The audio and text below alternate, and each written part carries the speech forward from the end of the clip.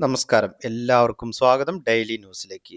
നാളെ മുതൽ പൊതുജനങ്ങൾ എല്ലാവരും ശ്രദ്ധിച്ചിരിക്കേണ്ട എല്ലാവരുടെയും അറിവിലേക്കായി വളരെ പ്രധാനപ്പെട്ട 5ഓളം അറിയിപ്പുകളുടെ വിശദ വിവരങ്ങളാണ് ഈ ഒരു വീഡിയോയിൽ പങ്കുവെക്കുന്നത്.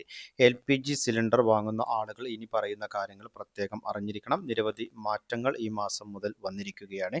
അപ്പോൾ തീർച്ചയായും ഇതിനെ സംബന്ധിച്ചുള്ള വിശദ വിവരങ്ങൾ ഈ ഒരു വീഡിയോയിൽ ഉൾപ്പെടുത്തിയിട്ടുണ്ട്. വീഡിയോ അവസാനം വരെ കാണുക. മറ്റുള്ളവരിലേക്കും ഈ ഇൻഫർമേഷൻ ഷെയർ ചെയ്തെത്തിക്കുവാനും നിങ്ങൾ മറക്കരുത്. സർക്കാർ അറിയിപ്പുകൾ യഥാസമയം ലഭിക്കുന്നതിന് വേണ്ടി വാട്സപ്പ് ഗ്രൂപ്പിലും ജോയിൻ ചെയ്യുക. അപ്പോൾ നമുക്ക് വിശദമായിട്ടുള്ള അറിയിപ്പുകൾ എന്തൊക്കെയാണെന്ന് നോക്കാം. ഒന്നാമതായി ശ്രദ്ധിച്ചിരിക്കേണ്ട അറിയിപ്പ്, പൈപ്പ് ലൈൻ സൗകര്യമുള്ള പ്രദേശങ്ങളിലെ വീടുകൾക്ക് പൈപ്പിലൂടെയുള്ള പാചകവാതകം നിർബന്ധമാക്കിയിരിക്കുകയാണ് കേന്ദ്ര സർക്കാർ. ഇതിനെ സംബന്ധിച്ചുള്ള പുതിയ ഉത്തരവും പുറത്തിറങ്ങിയിട്ടുണ്ട്.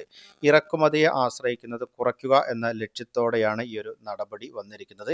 പൈപ്പ് ലൈൻ സൗകര്യമുള്ള PNG കണക്ഷനിലേക്ക് മാറാത്ത പക്ഷം അവരുടെ LPG കണക്ഷൻ റദ്ദാക്കുമെന്നും സർക്കാർ മുന്നറിയിപ്പ് നൽകുന്നുണ്ട്. PNG വിതരണം വേഗത്തിലാക്കാൻ ലക്ഷ്യമിട്ടുള്ള ഈ ഒരു ഉത്തരവ് പൈപ്പ് ലൈനുകൾ സ്ഥാപിക്കുന്നതിന് ഹൗസിംഗ് സൊസൈറ്റികൾക്കോ റെസിഡൻസ് വെൽഫെയർ അസോസിയേഷനുകൾക്കോ ഇനി തടസ്സം നിൽക്കാൻ കഴിയില്ല എന്ന് വ്യക്തമാക്കുന്നു. ഇനി അടുത്തതായി LPG സിലിണ്ടർ ബുക്കിംഗുമായി ബന്ധപ്പെട്ടുള്ള അറിയിപ്പുകളാണ്. അതായത് നിലവിലെ ബുക്കിംഗ് സമയ പരിധികളിൽ മാറ്റം വരുത്തിയിട്ടില്ല. നഗരപ്രദേശങ്ങളിൽ 25 ദിവസമാണ് ബുക്കിംഗ് കാലാവധി. എന്നാൽ ഗ്രാമപ്രദേശങ്ങളിൽ ഇത് 45 ദിവസമായിരിക്കും. അതുപോലെ തന്നെ സ്കീമുകൾ അനുസരിച്ചുള്ള മാറ്റങ്ങളൊന്നും തന്നെ വരുത്തിയിട്ടില്ല. ഇതിനെ സംബന്ധിച്ച് നിരവധി തെറ്റായ വിവരങ്ങൾ പ്രചരിക്കുന്നുണ്ട്. അത്തരത്തിലുള്ള പ്രചരണങ്ങൾ നടത്തരുതെന്നും പരിഭ്രാന്തി സൃഷ്ടിക്കരുതെന്നും കേന്ദ്രം വാർത്താക്കുറിപ്പിലൂടെ അറിയിച്ചിട്ടുണ്ട്. അടുത്ത അറിയിപ്പ്, സംസ്ഥാന സർക്കാരിൻ്റെ സ്ത്രീ സുരക്ഷാ പെൻഷൻ പദ്ധതി, അതായത് എല്ലാ മാസവുമാണ് ഈ ഒരു പെൻഷൻ തുക വിതരണം ചെയ്യുന്നത്. ഇനി 1000 രൂപ ഗുണഭോക്താക്കളുടെ അക്കൗണ്ടുകളിലേക്ക് ഈ മാസത്തേത് ലഭ്യമാകും. അത് ഏകദേശം ഈ മാസം അവസാന വാരത്തോടു കൂടിയായിരിക്കും വിതരണം ഉണ്ടാവുക. കഴിഞ്ഞ മാസങ്ങളിൽ തുക ലഭിക്കാത്തവർക്ക്, അതായത് സാങ്കേതിക കാരണങ്ങളാൽ ഈ ഒരു തുക തടസ്സം നേരിട്ടുള്ള ഗുണഭോക്താക്കൾക്ക് അതുകൂടി ചേർത്തുള്ള തുക 2000 വീതം ലഭിക്കുകയും ചെയ്യും.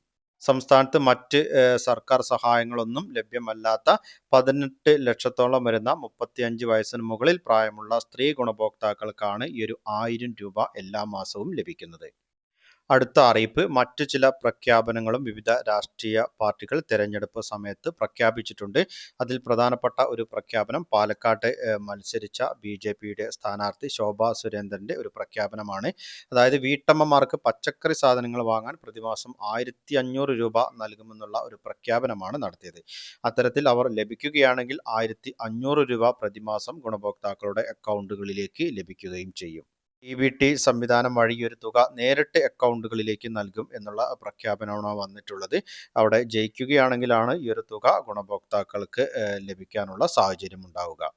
അങ്ങനെ വരുമ്പോൾ സ്ത്രീ ഗുണഭോക്താക്കളെ സംബന്ധിച്ച് സർക്കാർ നൽകുന്ന സ്ത്രീ സുരക്ഷാ പെൻഷൻ 1000 രൂപയും ഇപ്പോൾ പ്രഖ്യാപിക്കപ്പെട്ടിട്ടുള്ള 1500 രൂപയും ചേർക്കുകയാണെങ്കിൽ പ്രതിമാസം 2500 രൂപയോളം അക്കൗണ്ടുകളിലേക്ക് ലഭിക്കുന്നതാണ്. പൊതുജനങ്ങൾ എല്ലാവരും ശ്രദ്ധിച്ചിരിക്കേണ്ട എല്ലാവരുടെയും അറിവിലേക്കായി വളരെ പ്രധാനപ്പെട്ട അറിയിപ്പുകളുടെ വിശദ വിവരങ്ങളാണ് പങ്കുവച്ചത്. മറ്റുള്ളവരിലേക്കും ഒരു ഇൻഫർമേഷൻ ഷെയർ ചെയ്തെത്തിക്കണം. നിങ്ങളുടെ അഭിപ്രായങ്ങളും നിർദ്ദേശങ്ങളും കമന്റിലൂടെ എഴുതി അറിയിക്കുക. പുതിയൊരു വീഡിയോയിൽ വീണ്ടും കണ്ടുമുട്ടാം. അതുവരേക്കും അനൂപ് സൈനിങ് ഓഫ്.